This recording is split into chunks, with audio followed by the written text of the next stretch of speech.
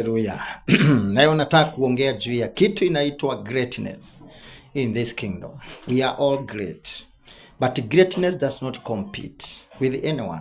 Greatness does not compete with anyone. You just pray your crowd. You just do what you are ought to do. You just pray. Pray God and pray your crowd. Greatness. Chezea laini yako. Wachana na laini za watu wengine.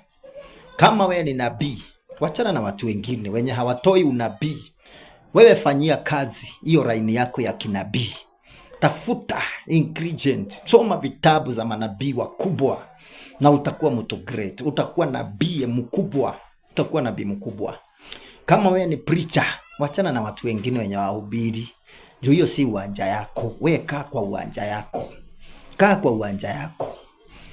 We hubiri injili, wachana na watu wenye hawahubiri. Kama wewe hautoi mapepo, wachana na wale watu wanatoa mapepo. Pengine hata ni uoga inafanya usitoe mapepo. Wachana na hiyo watu. Wachana na hiyo watu kabisa. Wao ndio wanajua vile wanazitoa na ni kwa nini wanatoa. Wachana, cheza laini yako. Cheza kama wewe ni mwalimu wa neno, wewe fundisha neno, wacha mambo mingi. Wacha mambo mingi na usipige wainjilisti ati wanasoma laini moja na wanahubiri. Wachana na hao.